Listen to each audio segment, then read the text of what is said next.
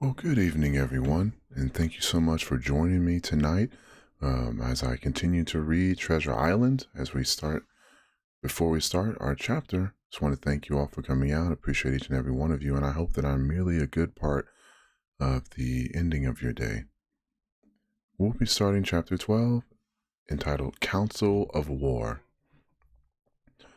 There was a great rush of feet across the deck. I could hear people tumbling up from the cabin and the forecastle and slipping in an instant outside my barrel. I dived behind the foresail, made a double towards the stern, and came out upon the open deck in time to join Hunter and Dr. Livesey in for the rush for the weather bow. There all hands were already congregated.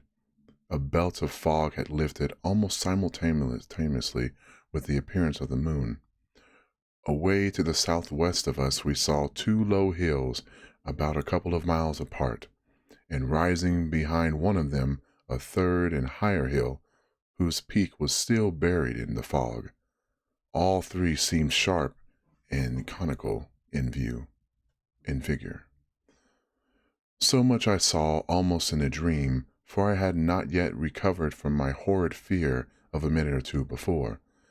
And then I heard a voice of Captain Smollett issuing orders. The Hispaniola was laid a couple of points nearer the wind, and now sailed a course that would just clear the island on the east. "And now, men," said the captain, when all was sheeted home, "has any of you ever seen that land ahead?" "I have, sir," said Silver. "I've watered there with the trader I was cooking." "The anchorage is on the south behind an islet, I fancy?" asked the captain. "Yes, sir. Skeleton Island, they calls it. It were a main place for pirates once, and a hand we had on board knowed all their names for it. That hill to the north, and they calls the foremast hill.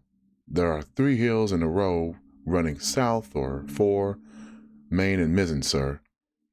But the main, that's the big un, with the cloud on it. They usually calls it Spyglass, by reason of lookout they kept when they was in the anchorage cleaning. For it's there they clean their ships, sir, asking your pardon." "I have a chart here," says Captain Smollett. "See if that's the place." Long John's eyes burned in his head as he took the chart, but by the fresh look of the paper I knew he was doomed to disappointment. This was not the map we found in Billy Bones' chest, but an accurate copy, complete in all things, names and heights and soundings, with the singular exception of the red crosses and the written notes. Sharp as must have been his annoyance, Silver had the strength of mind to hide it. "Yes, sir," said he, "this is the spot, to be sure, and very prettily drawn out. Who might have done it, I wonder? The pirates were too ignorant, I reckon. Aye, here it is. Captain Kidd's anchorage. Just the name my shipmate called it. There's a strong current runs along the south, and then away nor' and up the west coast. Right you was, sir," says he, "to haul your wind and keep the weather of the island. Leastways, if such was your intention to enter and careen, there ain't no better place for that in these waters." "Thank you, my man," says Captain Smollett. "I'll ask you later on to give us a help. You may go." I was surprised at the coolness with which John avoided his knowledge of the island, and I own and was half frightened when I saw him drawing nearer to myself. He did not know, to be sure, that I had overheard his counsel from the apple barrel, and yet I had by this time taken such a horror of his cruelty, duplicity, and power that I could scarce conceal a shudder when he laid his hand upon my arm. Can imagine. "Ah," says he, "this here is a sweet spot. This island, a sweet spot for a lad to get ashore on. You'll bathe, and you'll climb trees, and you'll hunt goats. You will, and you'll get aloft on them hills like a goat yourself. Why, it makes me young again. I was going to forget my timber leg. I was. It was a pleasant thing to be young and have 10 toes, and you may lay to that. When you want to go a bit of exploring, you just ask old John, and he'll put up a snack for you to take along." And clapping me in the friendliest way upon my shoulder, he hobbled off forward and went below. Captain Smollett, the squire, and Dr. Livesey were talking together on the quarterdeck, and anxious as I was to tell them my story, I durst not interrupt them openly. While I was still casting about in my thoughts to find some probable cause, Dr. Livesey called me to his side. He had left his pipe below, and being a slave to tobacco, had meant that I should go fetch it. But as soon as I was near enough to speak and not to be overheard, I broke immediately. "Doctor, let me speak. Get the captain and squire down to the cabin, and then make some pretense to send for me. I have terrible news." The doctor changed countenance a little, but next moment he was master of himself. "Thank you, Jim," said he quite loudly. "That was all I wanted to know," as if he had asked me a question. And with that he turned on his heel and rejoined the other two. They spoke together for a little, and though none of them started or raised his voice, or so much as whistled, it was plain enough that Dr. Livesey had communicated my request. For the next thing I heard was the captain giving an order to Job Anderson, and all hands were piped on deck. "My lads," said Captain Smollett, "I've a word to say to you. This land that we have sighted is the place we have been sailing for. Mr. Trelawney, being a very open-handed gentleman, as we all know, has just asked me a word or two, and as I was able to tell him that every man aboard has done his duty, alow and aloft, as I never asked to see it done better, why, he and I and the doctor are going below to the cabin to drink your health and luck, and you'll have grog served to you to drink to our health and luck. I'll tell you what I think this is. I think it handsome. And if you think as I do, you'll give it a good sea cheer for the gentleman that does it." The cheer followed. That was a matter, of course, but it rang out so fully and heartily that I confess I could hardly believe these same men were plotting for our blood. "One more cheer for Captain Smollett," cried Long John when the first had subsided.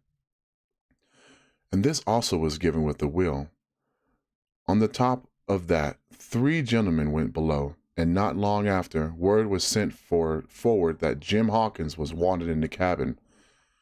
I found that all 3 seated round the table, a bottle of Spanish wine and some raisins before them, and the doctor smoking away with his wig on his lap, and that, I knew, was a sign that he was agitated. The stern window was open, for it was a warm night, and you could see the moon shining behind on the ship's wake. "Now, Hawkins," said the squire, "you have something to say. Speak up." I did as I was bid, and as short as I could make it, told the whole details of Silver's conversation. Nobody interrupted me till I was done, nor did any of the 3 of them make so much as a movement, but they kept their eyes upon my face from first to last. "Jim," said Dr. Livesey, "take a seat." And they made me sit down at the table beside them, poured me out a glass of wine, filled my hands with raisins, and all 3, one after another, and each with the bow, drank to my good health and their service to me for my luck and courage. "Now, Captain," said the squire, "you were right and I was wrong. I owe myself an ass, and I await your orders." "No more an ass than I, sir," returned the captain. "I never heard of a crew that meant to mutiny but what showed signs before, for any man that had laid an eye in his head to see his mischief, and take steps according. But this crew," he added, "beats me." "Captain," said the doctor, "with your permission, that's Silver, a very remarkable man." He'd look remarkably enough from a yardarm, sir," returned the captain. "But this is talk. This don't lead to nothing. I see 3 or 4 points, and with Mr. Trelawney's permission, I'll name them." "You, sir, are the captain. It is for you to speak," says Mr. Trelawney grandly. "First point," began Mr. Smollett, "we must go on, because we can't turn back. If I gave the word to go about, they would rise at once. Second point, we have time before us, at least until this treasure's found. Third point, there are faithful hands. Now, sir, it's got to come to blows sooner or later, and what I propose is to take time by the forelock, as the saying is, and come to blows some fine day when they least expect it. We can count, I take it, on your own home servants, Mr. Trelawney?" "As upon myself," declared the squire. 3, reckoned the captain. Ourselves make 7, count Hawkins here. Now about the honest hands. Most likely Trelawney's own men, said the doctor. Those he had picked up for himself because he lit on silver. Nay, replied the squire. Hans was one of mine. I did think I could have trusted Hans, added the captain. And to think that they're all Englishmen, broke out the squire. Sir, I could find it in my heart to blow the ship up. Well, gentlemen, said the captain, the best that I can say is not much. We must lay to, if you please, and keep a bright lookout. It's trying on a man, I know. It would be pleasanter to come to blows, but there's no help for it till we know our men. Lay to and whistle for a wind. That's my view. Jim here, said the doctor, can help us more than anyone. The men are not shy with him, and Jim is a noticing lad. Hawkins, I put prodigious faith in you, added the squire. I began to feel pretty desperate at this, for I felt altogether helpless, and yet, by an odd train of circumstances, it was indeed through me that safety came. In the meantime, talk as we pleased, there were only 7 out of the 26 of whom we knew we could rely, and out of these 7, 1 was a boy, so that the grown men on their side were 6 to their 19. And that will be not only the end of the chapter, but end of part 2 of this book. It's also a part book as well as a chapter book. The next day will be on Monday. I'll be reading to you. It will be entitled, part 3, My Shore Adventure. And the chapter 13 is entitled, How I Began My Shore Adventure. As always, I'm so grateful and thankful for you all coming out and listening. I hope that I'm really just a great part of your night. And as always, just because the world is on fire doesn't mean you have to add to it. Rest well, everyone.